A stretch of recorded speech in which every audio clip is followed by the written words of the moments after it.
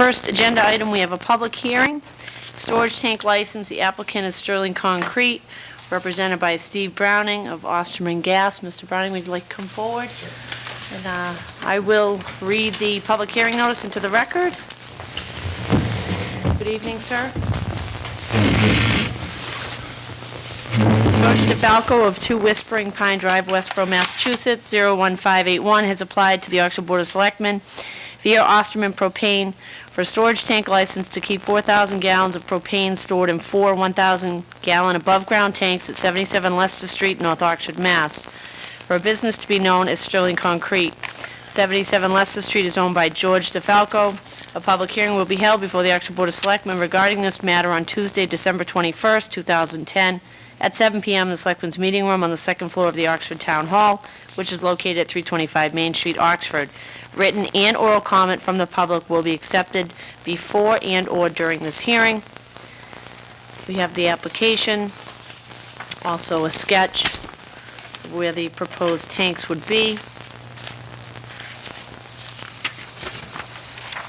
List of abutters who've been notified. Okay, this is a public hearing. Are there any abutters who would like to be heard on this matter? I don't see any board members. Any questions or comments?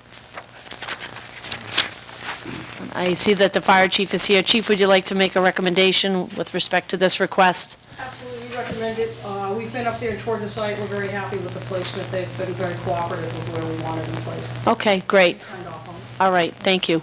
Gentlemen, would you like to add anything before I entertain a motion to approve the request? I don't have anything if you don't have any questions. Okay, I'd entertain a motion to approve the request. So moved? Second. Moved and seconded. Further discussion? There being none, I'll call for the vote. Yes. Yes. Yes. Yes, 4 in the affirmative, 1 abstention. Your request is granted. Thank you for coming in. I thank the board for their time. Thank you. Thank you very much.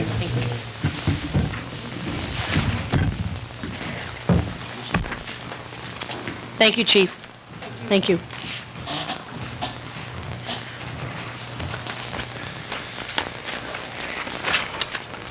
Okay, great. I think you two are next. Would you like to come forward? Come on forward, sit in the hot seat, but it's a good reason to sit in the hot seat. Very good. Well, we have a special presentation that we would like to make, the Aileen and Robert Krasinskis, and it's a certificate of appreciation on behalf of the town. I'd like to read it, and then I'll open the floor up to any questions that the board may have, any tough questions they may have, or comments. Certificate of Appreciation presented to Aileen and Robert Krasinskis. In recognition of 40 years of service to the residents of Oxford and nearby communities as the business owners of Alyssa's Ceramic Supply at 116 Charlton Street in Oxford since 1971, your provision of a therapeutic, creative outlet for your customers has been and is a welcome addition to our community.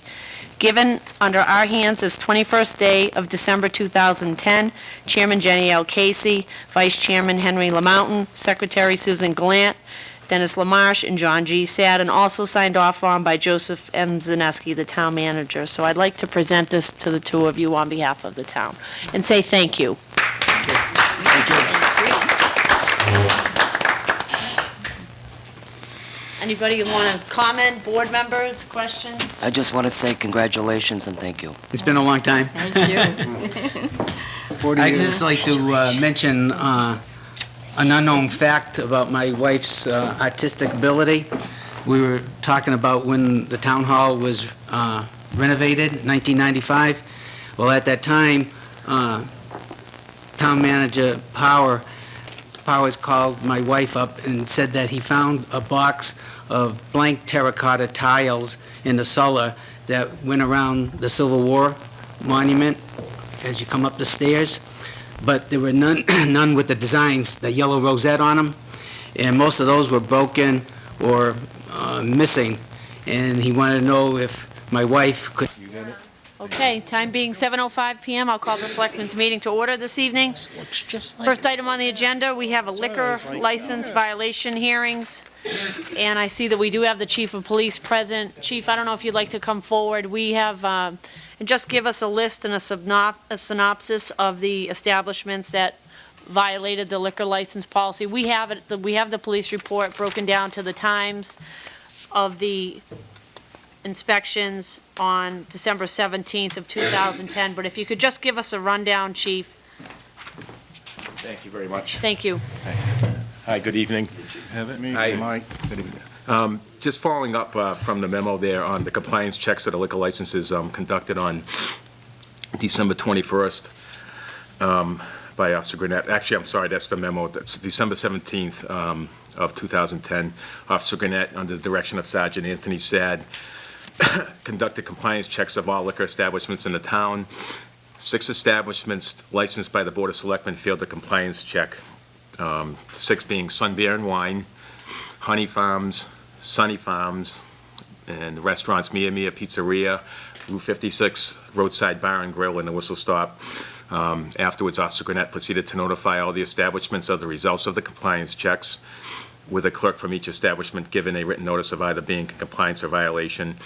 A hearing will be sought in Dudley District Court regarding the above violations for providing alcoholic beverages to a person under 21 years of age. And I spoke to Court Officer McDonald today, and that is in the court system right now. However, we don't have any dates yet regarding that. And Officer Gwinnett, as you have read, his report is attached with his findings. Thank you, Chief. Thank you. Board members, any questions or comments? Selectman Lamountain? Well, Madam Chair, I hate to see these hearings take place. We do have a policy. Every one of these people who hold a license are aware of the policy. I don't know if the rest of the board members want to hear from the people, but I sure don't. I mean, they sold to an underage kid. I read Officer Gwinnett's report. It was in depth. It was in detail. It described what took place and what didn't take place during the transaction. It's a shame to see, but all of these establishments, according to our policy, 1208B, will and should suffer a suspension of their license for a 3-day period, except for Sunny Farm, since that's a second offense within 30 months. That one should have a little bit different. So if the board members don't mind, I'd like to make a motion that Mia Mia, Route 56 Bar and Grill, Honey Farm, Whistle Stop, Sun Beer and Wine lose their license from Monday at 12:01 a.m. on 1/31 through Wednesday at 11:59 p.m., February 2nd, the period of 3 days, as per our policy. I'll second that motion. Motion that's been moved and seconded. Discussion? Selectman Sad? Yes. I can understand where Mr. Lamountain is going with this, and he's absolutely right. We obviously have a zero tolerance for this kind of thing, and these people have been warned and warned and warned. When they get their license issued to them, attached to that is the policy of the Board of Selectmen, the licensing authority, in regards to what they should be doing to alleviate this problem of serving underage drinkers. However, where I kind of disagree with Mr. Lamountain is on the fact that, yes, we have got the police reports. Officer Gwinnett did an outstanding job, and the individual that worked with him also did an outstanding job. The report was very concise, right to the point, and when you're speaking professionalism, there's a good example of it. Absolutely, thank you. However, I do feel that it's incumbent upon us to face the accusers and to ask them what went wrong. I think we have a right to know what went wrong. I think we have a right to know what the corrective action plan will be in the future. Or are we just going to routinely just adhere to the policy and not listen to the violators?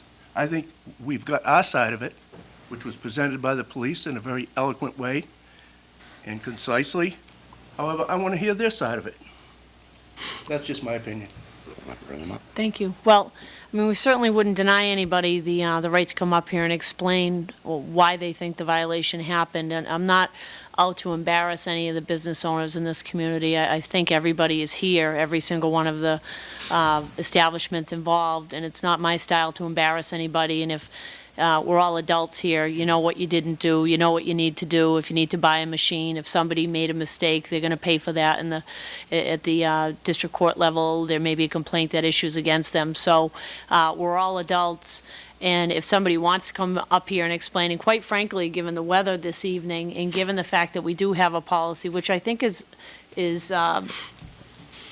so important to the integrity of this process, because when we haven't had a policy, in fact, Selectman Lamountain had to make a motion to change our policy because there were games played with when somebody's violation would start, and there was an appearance that there was favoritism going on. So I applaud Selectman Lamountain for saying, look, it's going to start X amount of days after we vote. Everybody will be treated the same. And quite frankly, speaking for myself, if a violator didn't show up tonight, I'm not going to feel disrespected or offended because the policy is in place, and you could have somebody who shows up with the best excuse in the world, and guess what? They're going to get the same treatment as somebody who doesn't show up, because we have a policy in place, and that's why everybody's treated the same and fairly. So if anybody wants to come up and say what they're going to do to remedy it, it's not going to change my opinion, because we have a policy and it's a zero tolerance policy. So, but if anybody wants to come up and speak, they're certainly welcome to do that. And if you could, just identify yourselves for the people Thanks, at Mike. home. Thank you. I'm Susan Reno, Compliance Official for Honey Farms. And in answer to your question, I just want to say, we know we screwed up. We can't always control everything that happens 24 hours a day in the store, although we would like to. But do we have something in place to hopefully that it will never happen again? Absolutely. And in answer to your question, what do we do about it? Our employee was suspended immediately, off the job for a week, was retrained in alcohol management, lost a bonus for a year. He ultimately quit. So this is a person who had a bad attitude to begin with. He didn't want to take the responsibility. We didn't know we had an employee with a bad attitude. Our manager is diligent with the alcohol over there, and unfortunately, the wrong person was in place at that time. We've passed many stings here. So I do want to say that we do take it serious. We do have things in place. All our employees are trained when they're hired on the TAM program. Every one of our employees are TIP certified, and we recertify them as soon as their certifications are up. We hold that class twice a year, and we do take this very serious. So we accept the fine. As she said, that's what everybody gets, but I do want to acknowledge your question. Well, thank you very much, because that's exactly what I was looking for, to see what type of corrective action people are taking. This is not a revolving door. You just can't continue to have these Right. violations without having some kind of corrective action plan in place so it doesn't happen again. And that's all I want to hear. I'm not here to embarrass you, ma'am, or anyone else that violated this law. No, I'm not embarrassed. I just wanted to show you the That's not my respect by purpose. answering the But I question. feel that I have an obligation to ensure that our children, our grandchildren, who are underage, do not get served, and we must be doing everything in our power to prevent these things from happening. And we agree with you. Thank We you. do agree with you. Thank you. Thank you. But if it happens again, regardless, it's 7 days, and if it happens again, it could be loss of license. So I think that was my only point. Good evening.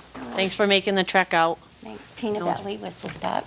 And Mr. Sad, I appreciate you giving us the opportunity, even though a policy is in place.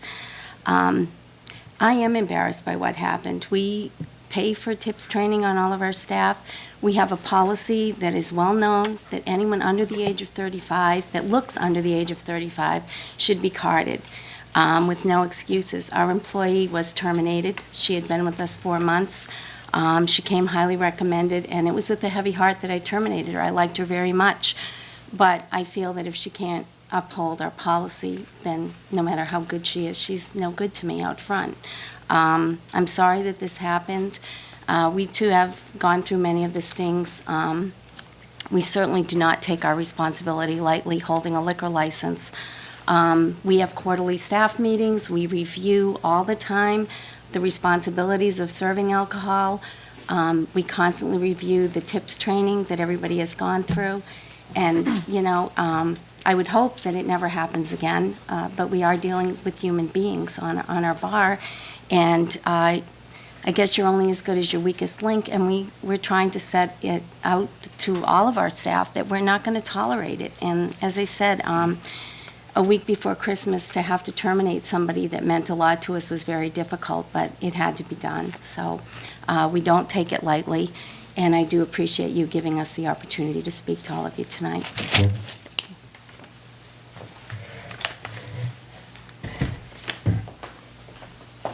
Anybody else? Okay, I have a motion on the floor. It's been moved and seconded. Any further discussion? Being none, I'll call for the vote. Yes. Yes. Yes. Yes, 4 in the affirmative, 1 abstention, motion carries. I'll pass the gavel for the, Okay, and then the next item we had was Sunny Farms, who has a second offense. Their first offense was back in April, I believe, by the ABCC. According to our policy, 30 months is when a violation would be removed. So being a second offense, I will entertain a motion to suspend this license from January 31st at 12:01 a.m., which is Monday, through Sunday, February 6th at 11:59 p.m. I'll make that motion. Thank you. Do I have a second? Second. Second, thank you. Discussion. Yes, I'd Go like ahead. to know, why. I mean, this is even more serious than Oh, I agree, John. the other one. I mean, if we can fix it, let's try to fix it. What are you gonna do? Good to evening, fix sir. I'm very sorry this thing happened second time in a very short time of period, and in future, we have purchased the top line of the equipment, which is ID scanner, which attached to the cash register. Cash register will not operate unless the ID is scanned. That's number one. The second thing, all our employees, we are going to the training for the Massachusetts Package Store Association, which is, the classes are going to start in Marlborough. And we are trying to make sure it won't happen again, and most of the time now we are 2 people at the counter and in the store to make sure we are observing the people that are coming in. But you had the machine in place We had a machine that prior to this. Yes, we had, but that was not working right, so we had it in the replacement. So they sent us a new one, which is this one, and this is the order of the shipment and everything. Okay, so that's a entirely different. That's entirely different one, yeah. Could you explain how that works? It's just any ID from any state, you just put it in there, it just pop up with the age. If we don't scan this ID, and cash register will not operate to take the money in. Can an employee override that system? Excuse me? Can an employee No. override the system? No, they cannot. Because this should come through the computer and system, so. Thank you. Question, if somebody, who looked like Mr. Lamache came in and didn't want to give you an ID, would you sell? No. Because he didn't give you the license. Doesn't matter the age. What if the person or showed you the license but didn't want it scanned? The cash register will not operate. Pardon? The cash register will not open to take the money in. Okay, so the cash register won't without scanning? Yeah. And it's not like you could use your license and say, okay, I'll override the system that way? No, you cannot. Okay. Because it will not work without, once we have ID, and it will scan in there, it will show the age, and Is your clerk still employed? yes, we just sending him for the training, and we gave him the warning, and he was very, very sorry, and he was with his TS for like 3 days. Now, you were the clerk the first time? Yes, sir. Mr. Lamache? Do I have this right? So this machine, you cannot sell the alcohol to somebody if you don't scan it? Is that how this works? Or you can still sell alcohol Because in to a order person? If in order to take the money for the alcohol, we have to ring the alcohol, so it will not open unless the ID is scanned. So you'll have to scan everyone, Scan everything, any ID. which is, my thought. I mean, all establishments, that to me is Because we are is the trying one our- thing that I don't understand is that We are I've been in trying many places where even, at my age, people look at me and they ask for for an ID. And to Because me, that's what it's the system we are it putting should be, in. unless you know them personally, that they are over age, that should be something that's done on a natural basis. We're That trying to establish you know- the system so nobody can operate without ID, so it could be a, So that's great. 100%. So even if I come into that store to buy have to have any ID, yeah. alcohol, I'm going to have to show an And ID, then we and put all that. I love it. And the papers on every cooler, no ID, no beer. So if that's no. true, we won't see you here again. I hope not, I've been there. Very good. It's very difficult time, I'm very sorry. Please. Follow up on Mr. Mountain's question. And a lot of this happens, the owner sometimes doesn't know. Sometimes it's the employee that's on the job that commits this mistake. Yes, sir. And I think a follow-up to his question was, can anybody put their license in? And I'm saying, okay, if I'm a clerk, if you hired a clerk, and he or she started working, and they had a friend come in to your establishment who was underage, the clerk is overage, the clerk will say, well, I'll sell you the six-pack of beer, and I'll just put my license in, so the register will open. Can that happen? Of course that can happen, because this is ID, because that's the only reason. Okay, so to The answer his clerk has to be, question, we have any to be, license can be scanned, and if it's over the age of 21, it will process the sale. yes, sir. But- Any license. Any license, yes, because the only thing is that, but clerk, we have to trust them, because they are honest and good people, in my absence, yeah.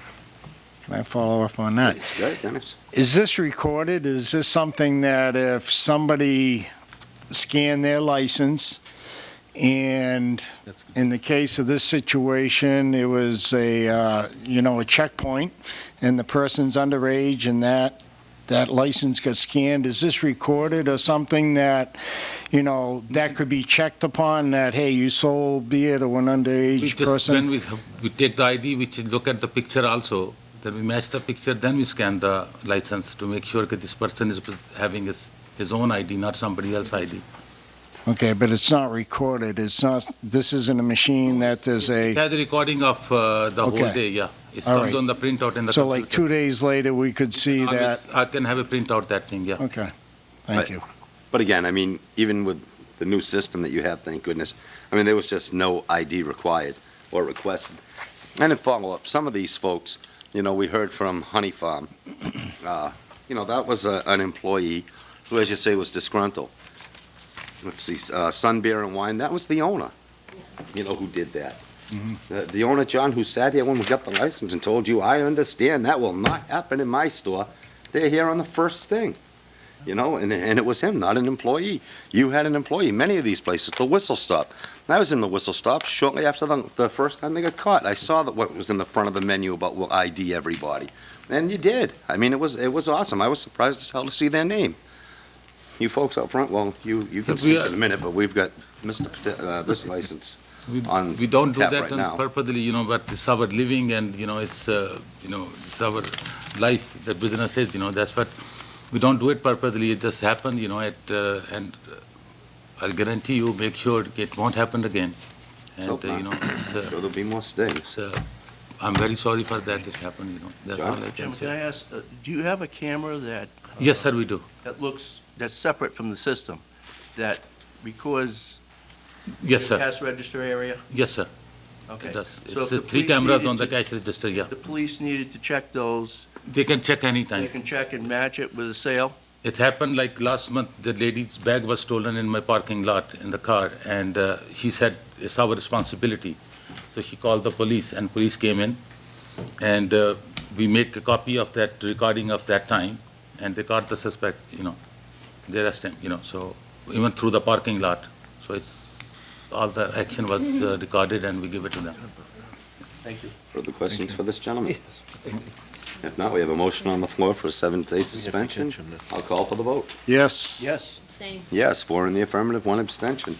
Thank you, sir. You'll get a letter from our clerk telling you when to surrender your license. 3 and Ms. 2? Patel?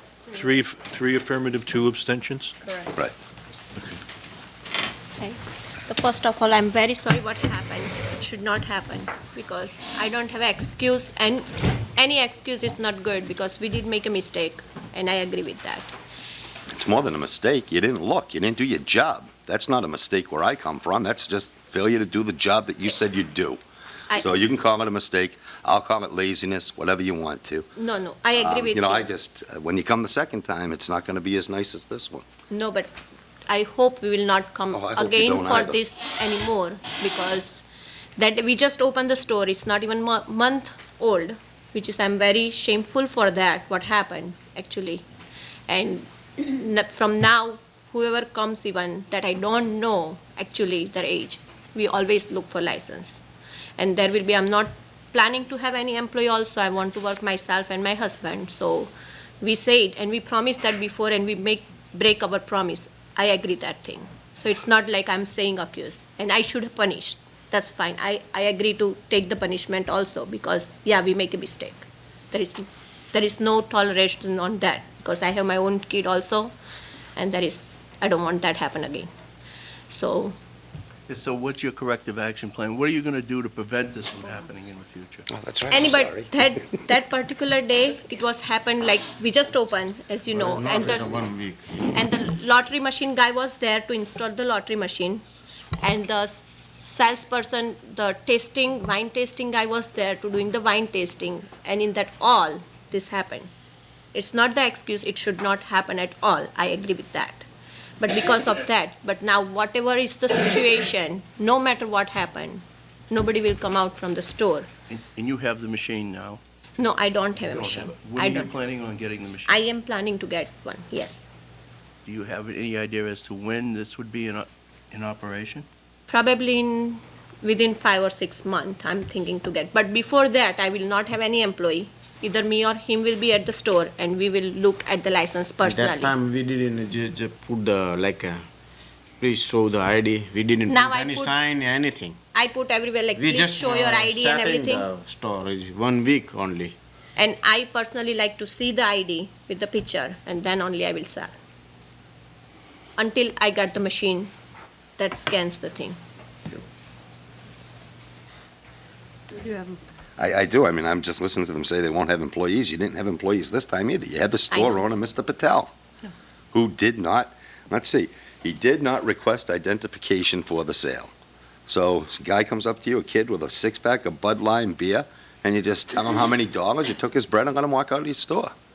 Yeah, That's make you. me- That's not an employee. Yeah. That's not like the poor folks over here at Honey Farms who had an employee who didn't give a damn. This is your store. This is your livelihood. Live. You know, We this is just- something that you need to give a damn about. Yeah. So, I have nothing else for these folks, Jim. Thank you.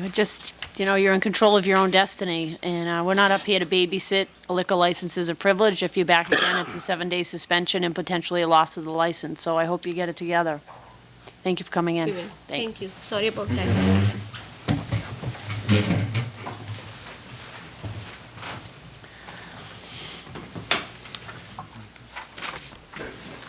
Okay. Mr. Manager. Thank you, Madam Chairman. Town Manager's Report for January 18th. Under the heading of Meeting Minutes, request the board vote to approve meeting minutes of November 23, 2010. All were present. Pleasure of the board. I'd entertain a motion to approve those minutes. So moved. Second? Seconded, discussion? Being none, I'll call for the vote. Yes. Yes. Yes. Yes, 5 in the affirmative. Request the board vote to approve the meeting minutes of December 7th, 2010. Selectman Lamountain was absent. Pleasure of the board. I'd entertain a motion to approve those minutes. So moved. Second. Moved and seconded, any discussion? There being none, I'll call for the vote. Abstain. Yes. Yes. Yes. Yes, 4 in the affirmative, 1 abstention. Under the heading of resignations, we have the resignation of Mr. John Senchenson from the Personnel Board, and we've received the resignation of Mr. Christopher Lancy as chairman of the North Oxford Sewer Study Committee. They're effective near the beginning of the year. Lancy on January 11th, Mr. Senchenson at the beginning of the year. I will be posting on the website the availability of these openings, whereas the North Oxford Sewer Study Committee is a creation of the board. I imagine you'd like to keep that going and advertise that as well. Board members? Yes? Okay. Okay? And we have annual town meeting, a few items to deal with here. First of all, the charter specifies and the general bylaws that the annual town meeting shall be held in the first week of May on a date to be set by the Board of Selectmen. We typically do that on a Wednesday evening, and in the first week, full week of May this year, Wednesday is the 4th. So since the board typically chooses to have the meeting on Wednesday, Town Clerk Lori Kelly would like to suggest that the board vote to set the annual town meeting for Wednesday, May 4th, 2011, at 7 p.m. in the high school auditorium, which is available, by the way. Pleasure of the board.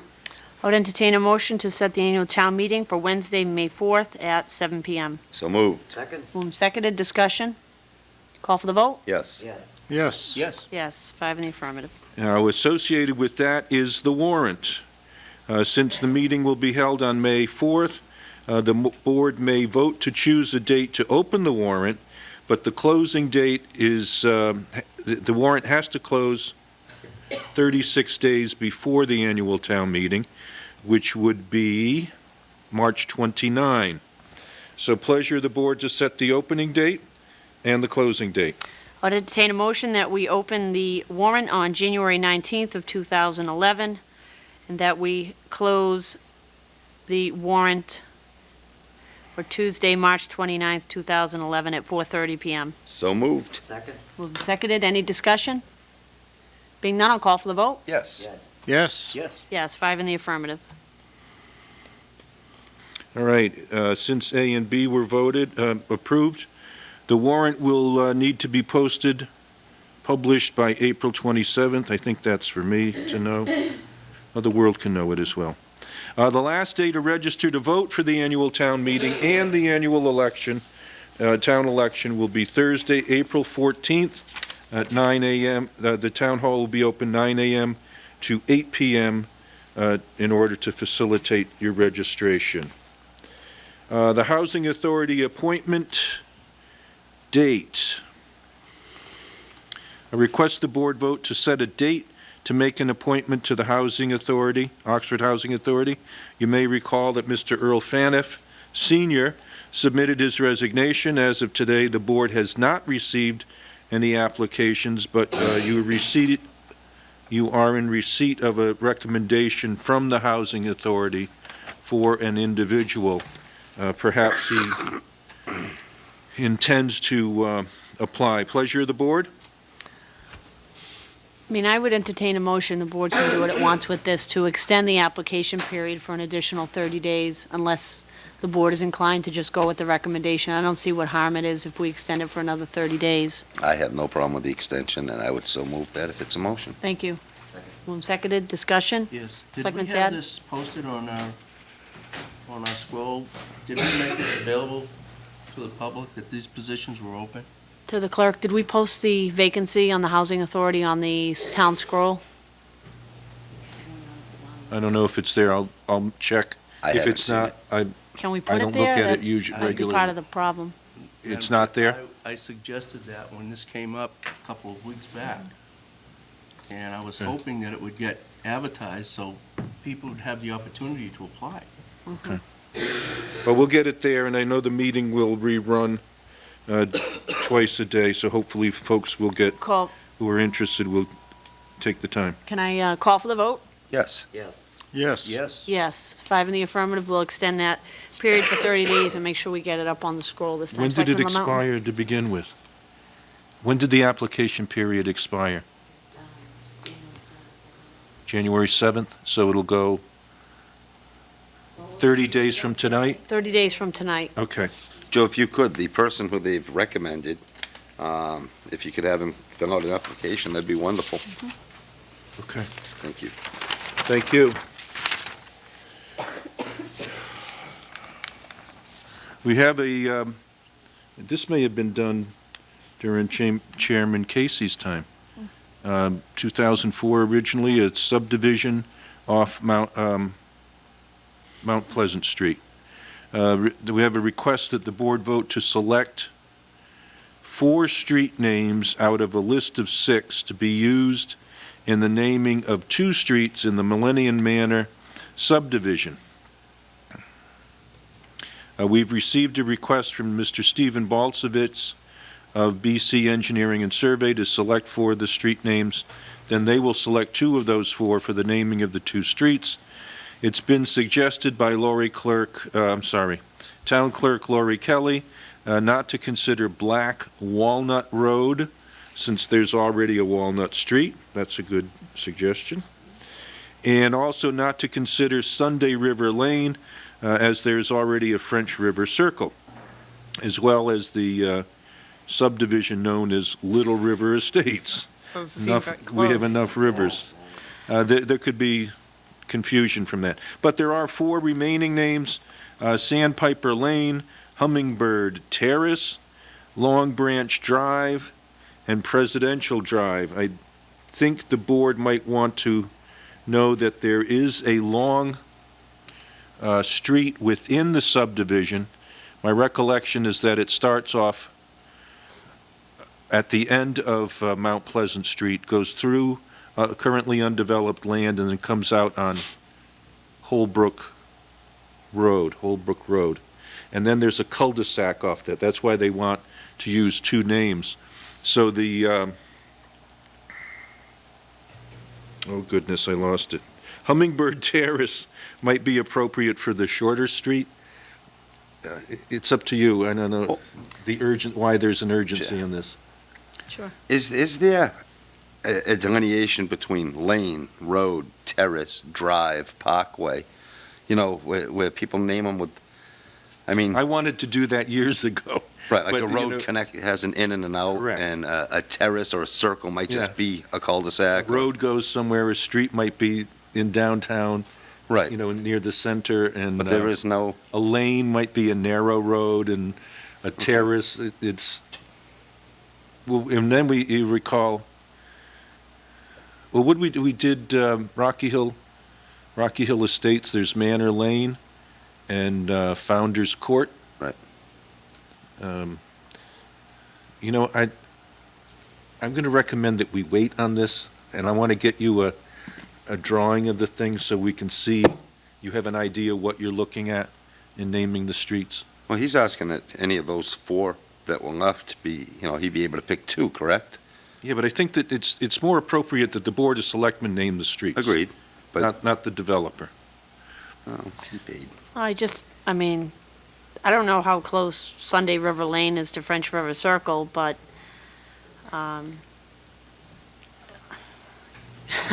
if there's gonna be rhyme or reason, Sandpiper Lane and Hummingbird Terrace, stick with the theme, or I don't know.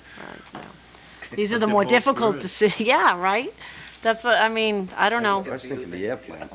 Match the, But it's Millennium Manor too, so what does hummingbirds and sandpipers got to do with Millennium? they'll still be around. I think I don't know. you have to laugh at Mr. it. Manager, you gonna get us some more information I'll get you some on more this? information. Thank you. My apologies on this. Okay. Under the heading that deals with charter communications, as you know, several months ago, we received notice from Charter Communications that they're interested in renewing their license. Subsequent to that, we were advised, or perhaps I presented the information that I received from legal counsel on this process, that there's a formal and an informal process available to us in order to, and my latest conversation with counsel is it's not a bad thing because each one has advantages and disadvantages, so it's not a bad thing to run parallel. In order to maintain our rights to run a parallel or to do a formal process, we need to start what they call the ascertainment process, which I guess is to determine what we want to change in the license. So I suggest that we hold a public hearing. We have to do it before March 13th. So I'd suggest that the date, our first meeting in March is March 1st. The second meeting is March 15th. And that will lock us into that formal process, or at least give us that option. Pleasure of the board to set the public hearing date to start the renewal process. I'd entertain a motion. So moved. Seconded discussion. I have a question to the town manager. What are the consequences if, because I remember we talked about this, letting this application permit expire with charter and sending out notices to competitors to maybe bring some competition in here, because I know that there have been several people not happy with this service. What's the downside, do we know, of not taking this vote to begin the public hearing process to potentially renew with charter? I mean, this, it would seem like it's somewhat of a monopoly, would it not? I mean, we're already setting a public hearing to go with charter, and there are a lot of other competitors out there. I just ask, I don't know the answer.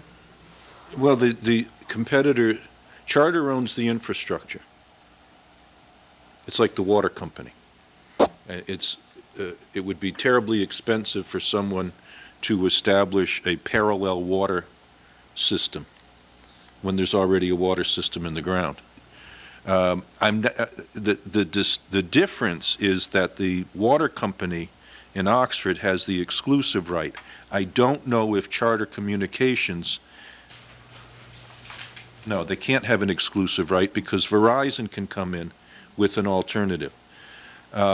They have a license to run the system that is the coaxial cables that are up in the poles now, which I believe I had a conversation with Selectman Sad earlier today, was Greater Media, we determined was the prior owner. So they may be the ones that made the initial capital investment, and then it was bought up by Charter Communications, which is,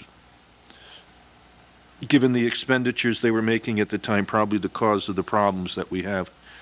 At any rate, they own it. So it's not likely that anybody else can operate it unless Charter agrees to sell it to somebody else. Selectman Lamountain. And understanding what you just said, Joe, you know, back 30 years ago, or 35 or 40 years ago, when cable came into town, I think like 30, you know, I can understand what you're saying. In today's world, you don't need to run everything over a wire. We got these things called satellites and dishes, and who knows, maybe Dish Network would love to negotiate with the town of Oxford on a package that they'd give to the citizens of the town and the JPEG channels to allow us to have the service that we're providing tonight. You know, I mean, I don't think Charter's the only game in town. Yes, if you want to run by wire, sure, they own the wires, but they certainly don't own the airwaves. So, you know, I mean, it'd be interesting. Selectman Sad. Madam Chair, I kind of agree with both of you. I think that, you know, we should at least explore what's out there.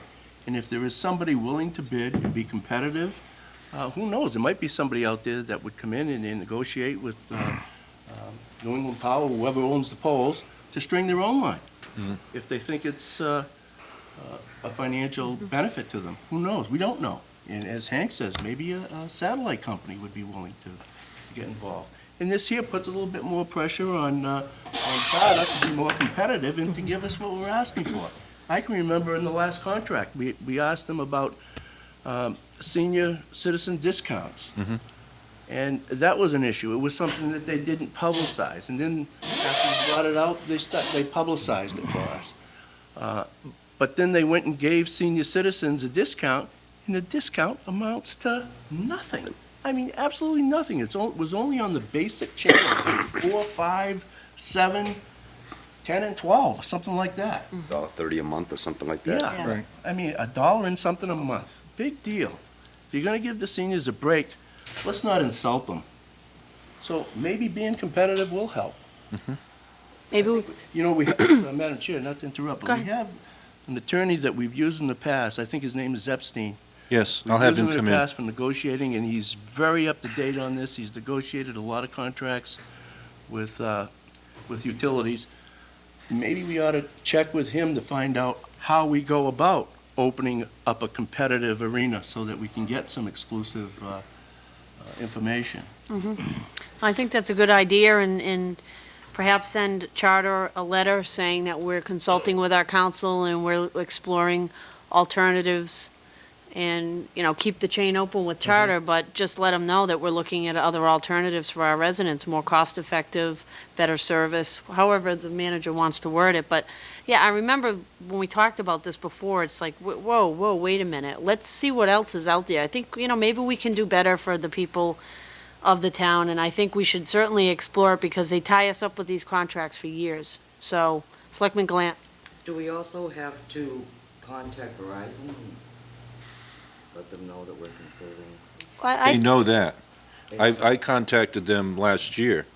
In fact, literally, the year before last, in 2009, early 2010, because we had people here that were quite upset with Charter. I remember.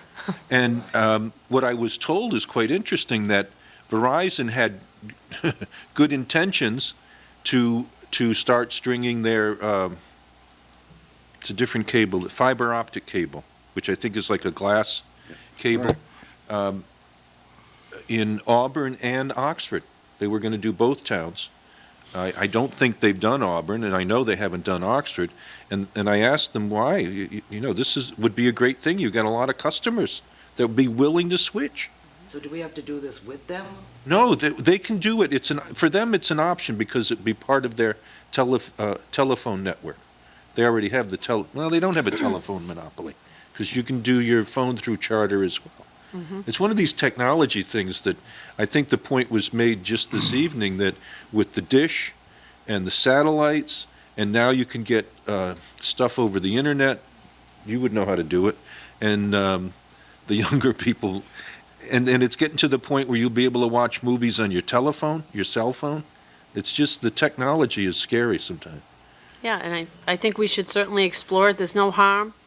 When is it set to expire? On July 21st? 2013. 2013. So let's do our due diligence for Okay. sure. All right, so we'll hold off on the hearing. I'll talk to our legal counsel and perhaps have him come in and discuss all these things with us. Thank you. All right? Historical Commission appointment. You'll recall we talked about this at the last meeting. I want you to know I've appointed Mr. Earl Holmberg of Main Street as the member of the Historical Commission. He'll serve for the unexpired term, which is left vacant by the departure of Mr. Peter Smith, who's moved out of town. And Mr. Peter Smith is of course, welcome to participate at the chairman's pleasure in any of those meetings. We don't have authority for an associate member. And then finally, a reminder on the Hannah Harwood Fund scholarships. Please be advised that interested Oxford residents may apply for Hannah Harwood Fund scholarship. Applications are now available in the Selectman's office at the Town Hall. The Town Hall is located here at 325 Main Street, and the Selectman's office is open from 9 a.m. to 4:30 p.m. Monday through Friday. The annual $1,200 allotment is divided in half and paid in the first and second semester of school to the winning applicant, who has chosen to enter the field of medicine or some allied health field. The deadline for submission of applications to the Selectman's office is 4:30 p.m. on April 1st, 2011. If you have any questions, you may contact the Selectman's office at 508-987-6027. That completes my report for January 18th. Thank you, Mr. Manager. Selectman Lamountain. Thank you. Joe, we received some correspondence from the school committee, or the Correct. chairman of the school committee. There are a couple of them. The first one had to do with a meeting of all the department heads. Let's see, Bill Spitz had asked that the Oxford School Committee has discussed it over the last few years to meet with the other departments within the town to talk about budgetary needs. I know they'd like to talk with us, but the budget's the budget, right? We have a finance committee who does a lot of that.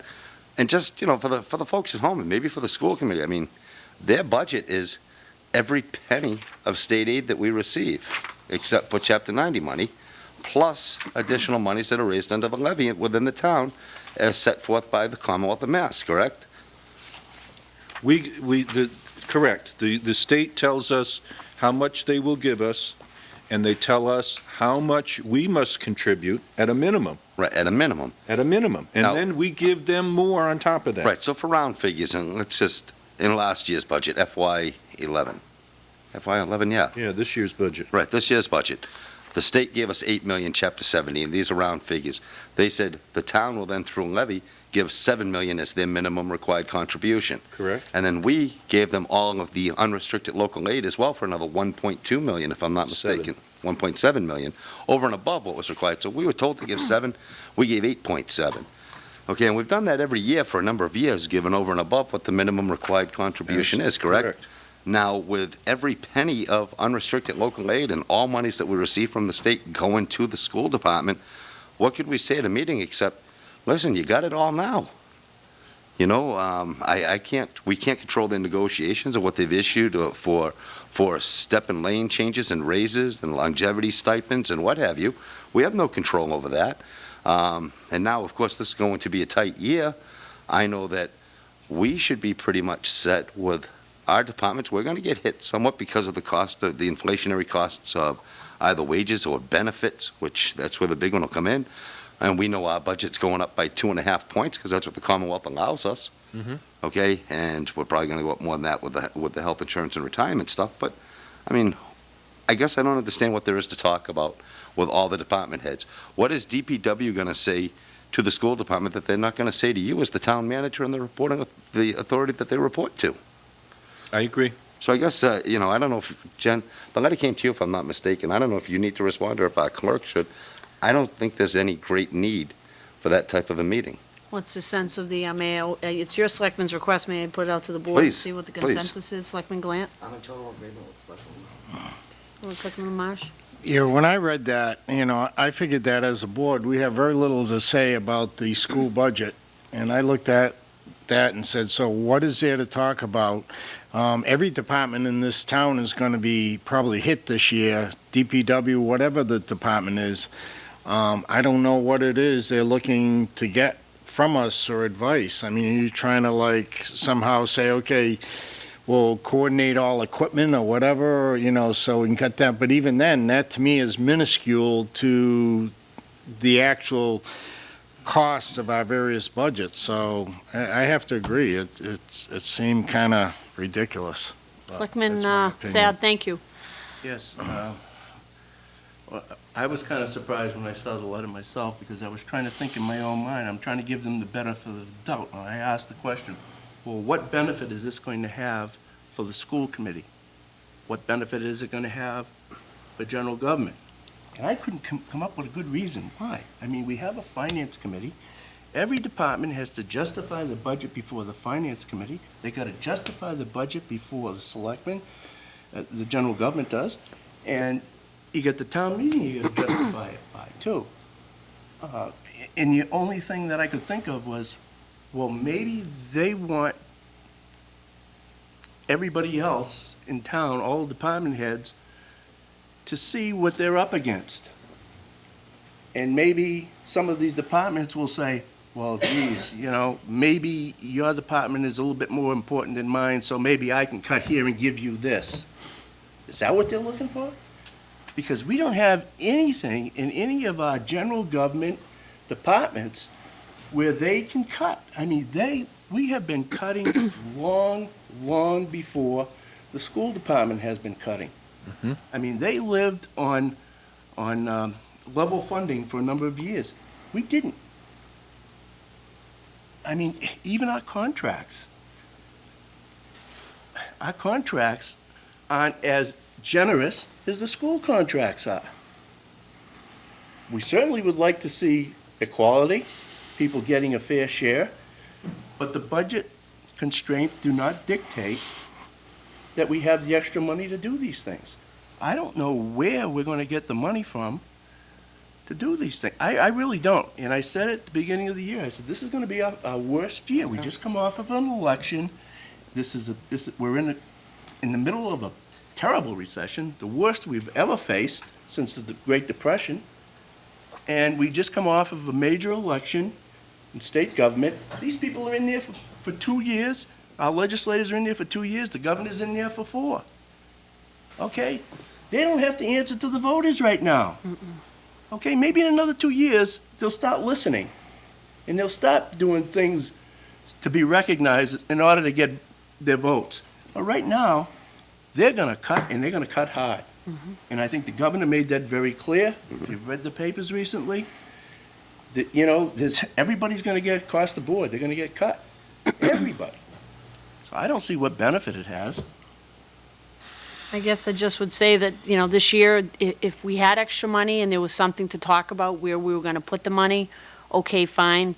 But our word is good on this. Historically, we've always given more than what we've been required to. And let's face it, the current general government body is about 3% body fat. We can't get any leaner. We're at it. And I don't know what the town manager is going to do, quite frankly. I mean, we're bouncing people around to cover different things in this building. And I'll use our own office as an example. I mean, there's so much that has to be done through the executive board's office in this town, and we have one person who does it. And, you know, and we're just bouncing people around in this building. I know our police department, you know, they're working shorthanded, which is why we're asking for part-timers, and everybody's doing what we can with what we have. And, you know, who knows what this winter's going to do to our DPW budget. I mean, that's another whole issue of deficiencies that was a selectman's request I have to ask the town manager. So I agree. I mean, I think our focus should be on let each department take care of their own the way that they need to, and go through the finance committee, go through the town manager, and see what we have at the end of the day. It's really just going to be hyperbole and Crying session. a crying session, a lot of hot air in a room, and not a lot of results. So I guess we have our consensus, Mr. Manager. I hear you. Okay. If I might, if I could add, I don't know if it will perhaps reinforce it. The governor's budget message is due January 26th. That's a week from tomorrow. And we'll know what he's going to propose. And he has said nothing's off the table. The school committee will know then, just as I will and our town accountant will, and you will as well, that how much he's going to cut local aid. I doubt that he'll cut our Chapter 70 aid because we're so close to the minimum required anyway. I hope he doesn't, and that's a hopeful statement. But the advice we've received is expect local aid to be cut 5 to 10%. So, where could he cut? If he doesn't cut Chapter 70, he's going to cut what we refer to as UGGA, UGA, I guess you would say, unrestricted general government aid. We got $1.7 million last year. A 10% cut would reduce the money that we can give to the schools by $170,000. So school committee, you'll know that. You'll know it when I know it. And that's what we have to work with. Chairman Casey makes a very good point. The selectman's office is an example. I can't cut anymore in the town hall. We are at the minimum, and we had a discussion about overtime at the police department and some of that was because we're running lean. DPW is getting more demands from the federal government, the EPA on, oh goodness, there's an acronym for that. Yeah, stormwater management, MS4 or something they call it, municipal stormwater management systems. We've been working with our fellow directors in trying to get some sense out of this, but it's bizarre. People ask, why did you paint "Don't Dump Oil" here on a catch basin? Have you got something better to do? No, I have to do this. It's required. These things are not done frivolously. We're doing things to meet these mandates, but we don't get the money to do it. I'm sorry, I'm starting to spout. You're absolutely right, though. It's true. It's not easy. Selectman Sad? I hate to keep adding wood to the fire here, but it's an interesting topic, so let's all get burnt. Hold on, where's that fan? You know, nobody even has mentioned the fact that since this recession started, we have cut back in general government, and our workload has increased. Good example, the state, okay, has cut back on activities that they do and pawned it back onto the cities and towns. We are doing things that for civil service that they used to do because they cut back on staff. They dumped it back to the town and said, you know what, we're not going to do this anymore. You do it. So where did that go? That went to our clerk. Okay, additional work with less people. ABC did the same thing. Every one of the state agencies that have been cut over the past several years have pawned off some of the work back to us. Talk to our town clerk. She'll tell you what she has to do. A lot of the work that the state used to do because of their cutbacks have handed it back to the cities and towns. We're at the lower rung of the ladder, and we're the ones that get dumped on. A lot of people don't know that, but that's the truth. We're doing more work with less. I agree, and I just want to say that I don't think any of us mean any disrespect to the school committee. We work well with them individually and as a group. It's just, there's no added value to having a meeting where there's no money to talk about where it's going to go, and all the departments are pretty much as lean as they can get. So, Selectman Lamountain? No, and Jen, I appreciate this, and I actually enjoyed the conversation that just took place. My next requests can wait, except, the elevator, Joe, you'll answer the letter and let us give us a CC on that. Okay. That's Selectman it. Gallant? Thank you. Selectman Gallant? We received a memo about the funding for the reconstruction of Charlton Street to Dudley Road. Mhm. What is the process from here? That was the tip. Oh, that Right. was a follow-up, I think. Right. Did you tell me? No, that came from the Central Mass Planning Association, that they have received our application, and now what it does is it goes through the evaluation process, and when the plans are at 25%, then they okay it, and when it gets to 50%, then they think about advertising. And then at 75%, it's awarded. So it's part of the process like Cudworth Road, so it is. Oh, It's something you're gonna be looking at 4 or 5 years down the road. It's not on the tip list right now, and we're looking already out 3 years, so, the soonest it can get on the list is next year, and the only thing that can help us is if, the DPW gets all their ducks in a row and gets all their planning stages, their paperwork, all their plans set up so that they can reach 75% of the proposal as soon as possible. Because until you reach 75%, you're not even, considered for advertising. But I think this letter or memo was nothing new. This was, according to Sean, or maybe you told me, I forget who told me, but it was, this had been decided some time ago through the CMMPO. Right. So this was just a Right, follow-up on the paper trail. Right, that's all it is, But we talked about doing area closer to the center this coming spring using. Oh, we'll use Chapter 90. money. I talked about that. This is separate from that. Correct. We're gonna do this anyway. From here is, how far down, John? Wasn't this for like the Barton Street area downward to reconnect? So and the paperwork on that said from the center, from Main Street to. It's complete reconstruction, all new drainage. We've conceptualized this several years ago when remember the bad it's a rains? different plan. We had March and October, it seems, and it was flooding on Rawson Ave and Corbin Road in that area. Mm-hmm. So this is when we conceived of this project. Yeah, this is a different plan from the center plan. This has got more to do just with Charlton Street. Right. Okay, thank you. The other thing, did we ever get the actual numbers on overtime for the police department. No, and you and I talked about that just the other day, and I haven't had a chance to talk to the chief's assistant on that. Okay. All right, but I'll get that sent to you. Okay, thank you. But I can tell you this, it's not as low as the police officer said it was. Thank you. The other thing is, we got a memo from, a report from Fire Chief Sherry Bemis, and I Correct. think it was a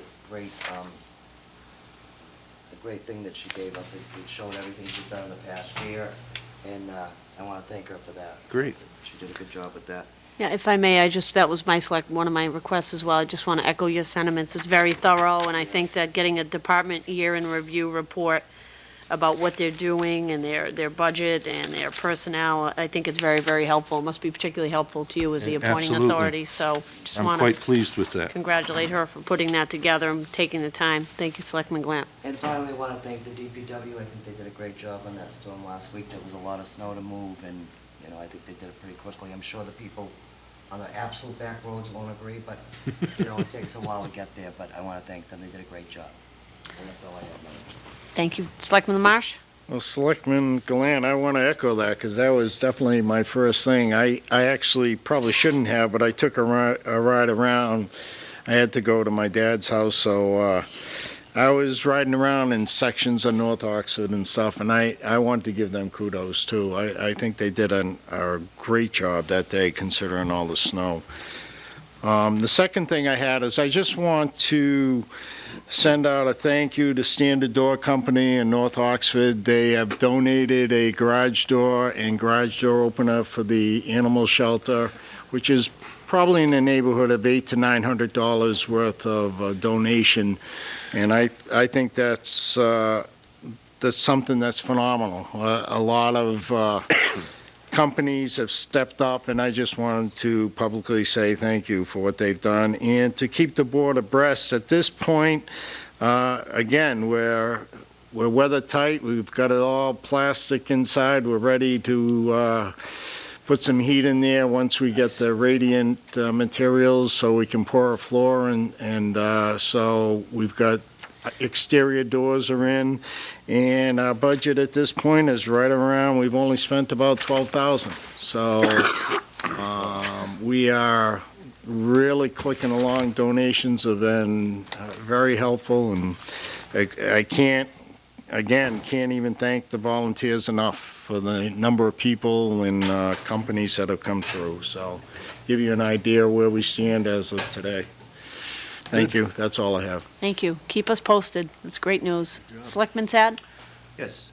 I just wanted to mention that, well, let me start off by saying this. There has been a little controversy based on the fact that the board had decided to go with permanent intermittent officers, and that has been a bone of contention with the police officers, as you know. They even went as far as to have an article in the paper and what have you, given their side of The union. what they feel their position is on this. And I just wanted to bring up one point that I heard coming from there that I think the public should know, and I think the police department should know. It is not this board's intention, and if it is, board members, please let me know. It is not our intention to use the permanent intermittents in order to not fill permanent positions within the police department. Am I wrong in that? No, in fact, Selectman Sad, I would point out that when we sent the letter through the clerk, it pointed out that we're asking for part-timers who we, in the future, are anticipating hiring as in full-time positions. So that was set forth in a letter when we sent it off to civil service. So there's no secrecy there. Okay, I just wanted that known so that the general public know it, because the rumor is coming out of the police department that that's what this board's intent is. And I know it isn't mine, and I know it's not the board's, but I think people have to hear that. And I also would like to mention the fact that that decision was a unanimous decision of the Board of Selectmen. It wasn't any one selectman, or two selectmen, or three selectmen, or four selectmen. It was a unanimous vote of the board. And we feel that we had good reason to do this. The overtime was getting out of hand. We have always had this type of system in place, and it's always worked. And what's ironic is the people that are complaining about this are the people that came up through this system. And they are, in fact, very professional. And these are the people that are saying that it's unprofessional now to do this. Exactly. So that's wrong. That's absolutely wrong. And you know what? I got a good feeling when I came in here the other day, on January 12th, and I walked in and I looked at the applications that we had received. The deadline for applications was January 12th. Now, the board is going to appoint 10 permanent intermittent officers. We have received 19 applicants who are willing to accept, and out of those 19, 13 of them are Oxford residents. I think that's fantastic. These Oxford residents were on a statewide civil service list, and they've been on there for a long time. Matter of fact, that list is probably close to getting to its end. So now we are going to be able, as an appointing authority, to create a career opportunity for our own residents. We've got people that are dedicated who want to be police officers. Some of these people who have signed that have already gone to the intermittent training on their own, because that's how desperately they want to be police officers in their hometown. So I think we're doing something very positive for the residents of this community. I think we met our obligation when we addressed this in the beginning as a way of curbing overtime, as a way of having a feeder system for our department, and a way of getting jobs for people in our own community. And who knows, some of these people would probably would have gotten the opportunity to be police officers. This was a vehicle by which they can now have the opportunity to go into a profession that they've been looking for as a career. So I think it's outstanding. It was heartwarming when I seen that many Oxford residents on that statewide list that want to work as police officers right here in this town and become part of the community that they live in. And that was the intent, thank you, of cleaning up the list. And, you know, we all read the article in the Webster Times. If we didn't, we certainly heard about it and the criticism circulating throughout the town. And I think we're all disappointed by the level of the hypocrisy. And as Selectman Sad pointed out, when we say permanent intermittents, these are part-timers, and just break it down to layman's terms, that the loudest critics of our decision to hire part-timers or permanent intermittents are exactly those people who came up that way through the ranks. It's a classic tale of remember where you came from, because I think some of those guys over there have forgotten that. Selectman LaMarche? I want to agree, too, because, you know, it's something that has worked for the town in the past, and I can't think of a better way how to hire a full-time person than to see the experience, the person in action, and then be able to base them on what they've done, rather than to take somebody from a list that's at this point of the list, okay, we're going to hire them, and you have no idea what you're getting for. Again, I look at many of those officers on our force right now, and they're phenomenal. And why? They started out as part-timers, and they really wanted the job. They showed how well they could do the job. They went through the training, and they're great officers. So how can you say it's not professional? And I thought it was ludicrous to say that you've taken a professional force and you're going to downgrade it. Well, hello, you became a professional force from your experience, and what better experience? I think it's great. I agree with you 100%, John. Selectman Glant? And I also agree, Selectman Sad, I think it's hypocritical to say, how can you turn a professional department into part-time or add part-timers to it and expect to keep it professional? These guys are professional, and they should, for that reason, should do a great job training these new part-timers. And it is great that we have that many Oxford people applying for the positions. So I'm in agreement. Selectman Sad? Madam Chair, now that the list has closed, the board has to decide what the next step is. And I believe, it's been a while since we've done this. I believe the next step is to do background checks of all those individuals who have agreed to to accept the position. So I think we have to notify the chief to have them do the background check. That sounds right. And then we get the background checks, as my memory serves me. We get them, we review the background checks, And schedule. and then we schedule for Interviews. interviews. Okay, let's start that process then. We'll get that. Selectman Glant? And will we interview them all in one night? We can, And I guess. or we could break it down into 2 different meetings and then vote on the 3rd, so that we could meet back-to-back weeks, so there's not a long period. The only the downside on that, Madam Chair, is the questions should be pretty much uniform, and if you have it one night, they're gonna know what the questions were the night before. So sometimes it's best, I know in the past what we did is, when we had a number of them, and this was years ago, Post what we early. did is we scheduled them on a Saturday, Mhm. and we were the only ones in here, and of course it was televised, but we could move at our own pace. We had the whole day.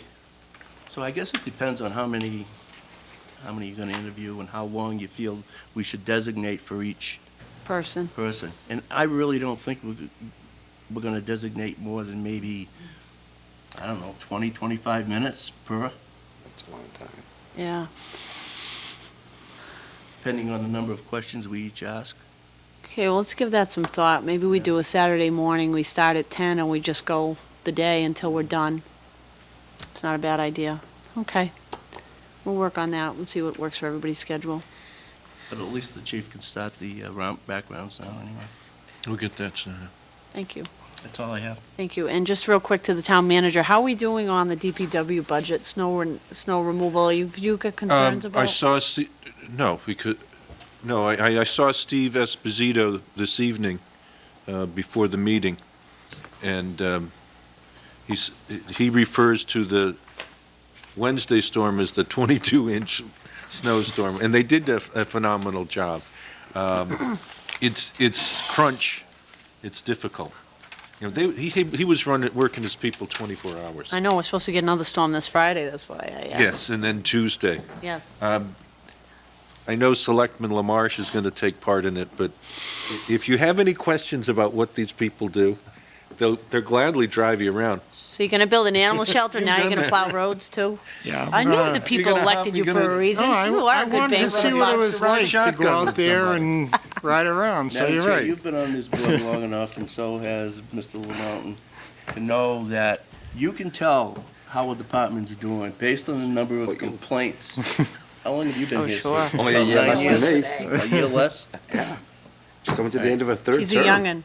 But you can base how well a department's doing by the number of complaints that you get. And you know what? These past 2 storms, I haven't got one call, not even one. Knock on wood. So that tells you something, that Yeah. they're doing their job and they're Yeah. doing it well. They don't Yeah. complain. No. So, No, we've got a good bunch of people. we do. Well, let's make sure they have the resources they Yes, need. oh, absolutely. So that was my only question. Okay, I'd entertain a motion to adjourn. So moved. Second? Second, call for the vote? Yes. Yes. Yes. Yes. Yes, we are.